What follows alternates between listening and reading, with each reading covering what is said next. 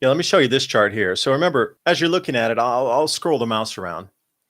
So lower pressure means cooler temperatures, higher pressure means higher temperatures, and a faster wind speed as well. The velocity of the wind is moving.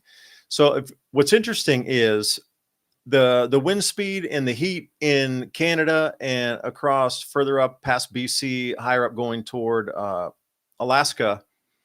Notice the banding of everything. This is interesting in itself. Generally, it's not this banded. When you see this,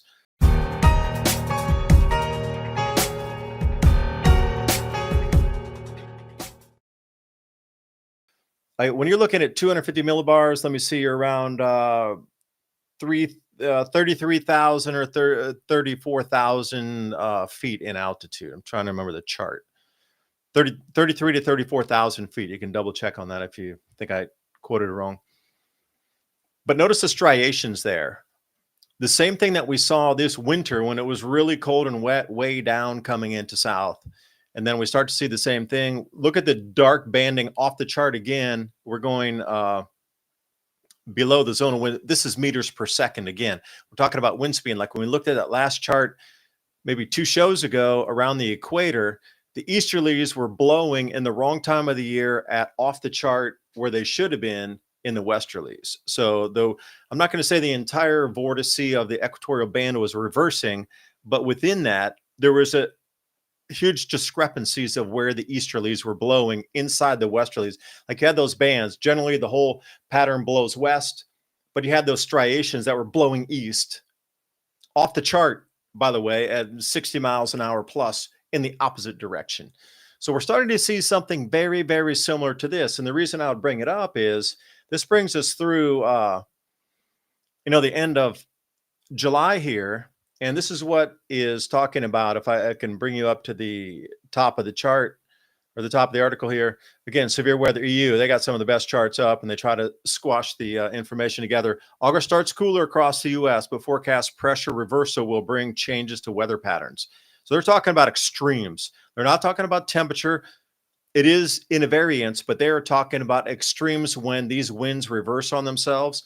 We're going to get springtime tornadoes coming into September, and that's rare. So the vortices that this is creating is off the charts here. So I'll give you look at this. I mean, is that normal for August temperatures? I don't think so. Everybody's squawking about the record heat, but when you look over Greenland, poster child for ice melt, but the ice is increasing. So you won't hear about that on the news because it goes against the narrative there. And 500 millibar, you're talking about 15,000 feet ish. You're really not that high in the atmosphere, but you can see there's difference as well.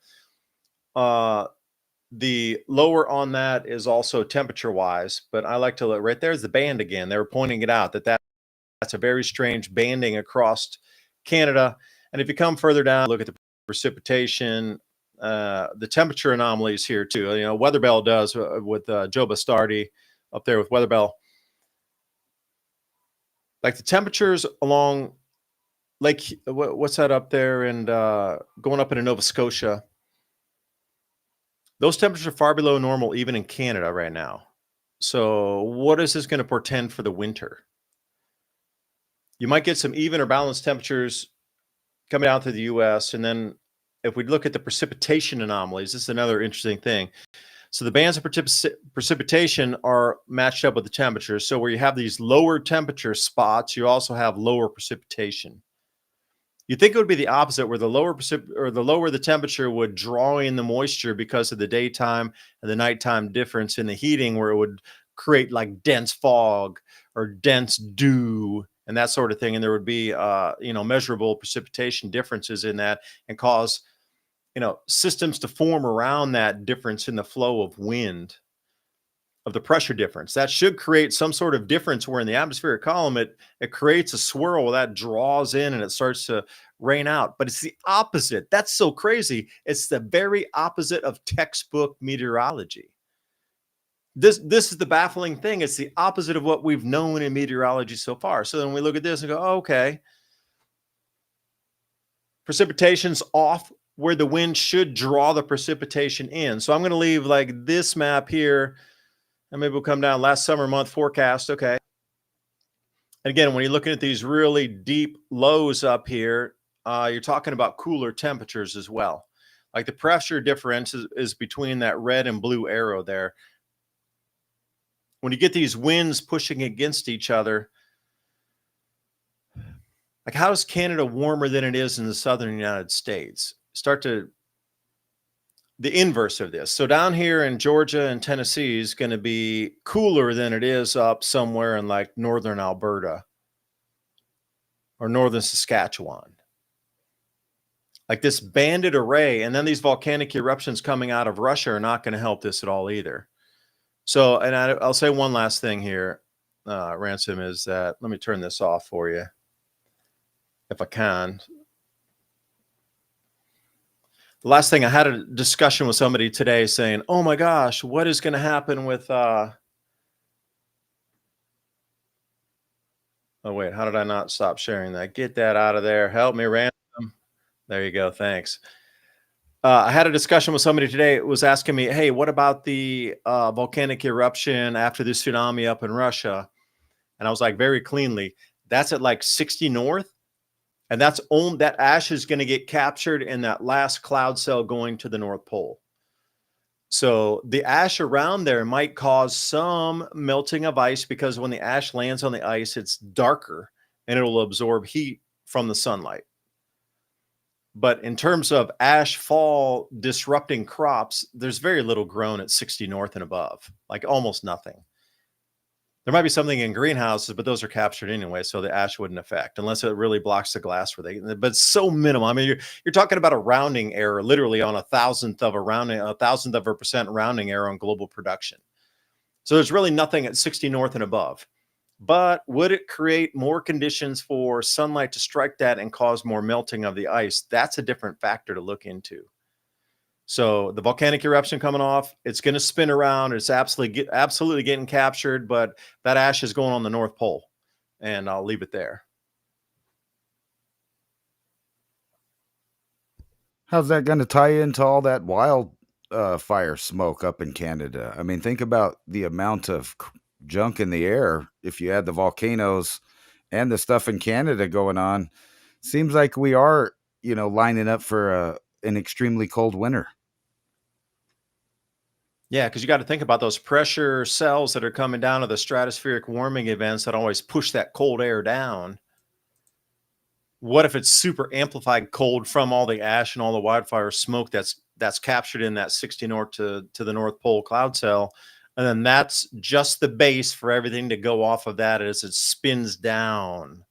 And really, the perturbations in there and the ash fall and the density and the optical thickness is what you're really looking at when you're talking about optical thickness, like how much density of ash is in a cubic meter of space up there, cubic meter, and like how much ash or volcanic ash is in there, wildfire smoke, and then how much it stops and prevents, sunlight from coming through that, which warms the ground or not. Yeah, if it comes to that point where it's really saturated during the winter as we go into winter, it's going to be a brutal winter, because once that gets knocked out of place with whatever stratospheric warming event, that is going to roll over whatever part of the northern hemisphere that goes over. And that is going to be, if you ever seen a storm system come in where it just comes down and you can see those black clouds coming and it just covers everything, you're going to look at something like that with ash, and that ash is going to drop temperatures. I can't give I won't give a number, but it's going to be significantly cooler than record temperatures would be set during this time based on that ash density or the optical thickness density. Yeah, this winter might be cooler, actually. I was thinking all those, those guys that try to hang themselves on a block of ice. They'll have a better time this year because it's going to be colder. I doubt, you ever notice that when it's really cold, less of those guys come out, doing their climate protests? They never do that in the winter for some reason. The obvious question, are you on shrooms? Illuminated shrooms, combining 6 powerful mycelium and a fulvic mineral delivery system. selected for their synergistic, restorative, and protective actions. Potent. And please remember, ladies and gentlemen, every purchase you make helps keep this podcast on air. So please remember that link's in the description box below. And are you shrooming? As we move forward, there is, nature to contend with here. And it's so powerful and so all-encompassing that I mean, how do you even take this into context here? You look at the valley and you're 50 to 100 feet at the bottom, right as you get down, you're 60 to 150 feet off the bottom of the valley. Now watch this roll through here. That cascades out of the bank and then destroys 25 to 50 5-story buildings that are 100 plus feet off the riverbank there. And this rolls over and turns into the quintessential mud flood.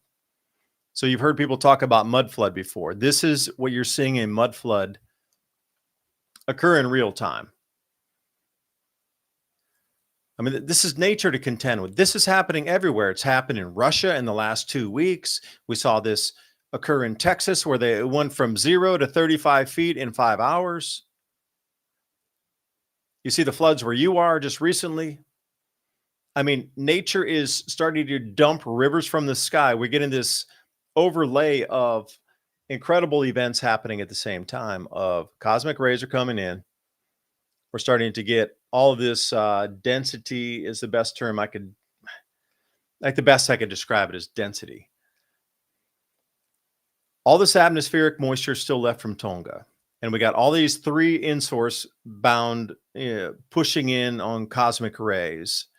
So we're getting really, instead of being a 7x increase, it'd be more like a 21x increase on amount of rainfall that should be coming out of the sky based on previous research proven through cloud chambers that single source cosmic rays coming in ping 7 times heavier than the previous research would given. That's on a single source. We're talking about our sun. But now we got 2 naked eye novas, and see the light comes through. And once the light reaches, we got the photons coming, but all those other particles come with it. Those cosmic rays are here at the same time. Now they're going to sweep past us. And once that light disappears again, then that's done. That's why they call it transient stars, or like visitors, Cushing, like visitor stars. They don't stay forever. Like once that light finishes and we don't see those anymore, that those cosmic rays will cease also, and then it'll be like taper off and we'll be done with it. But as of today, those things started being up there, several months ago, and they're still here. And it's 2 months of that plus our sun. So you can see why all these floods are increasing right now. Like you can't tell me that's not correlated. And we got huge earthquakes and huge volcanic eruptions because, when cosmic rays get into that quartzite material, they excite it because there's energetic charge in there. And then we get crustal displays and we get all kind of crustal anomalies. Magma is very sensitive to these cosmic rays as well. So there's 3x cosmic ray inbound and bombardment of our planet, and we're getting all these extremes that are 3 to 5 to 10x higher than we've ever had. And somebody's not putting this together. I mean, they're just not looking, or they don't want you to look. Please remember civilizationcycle.com, and also buy me a coffee /civilization cycle.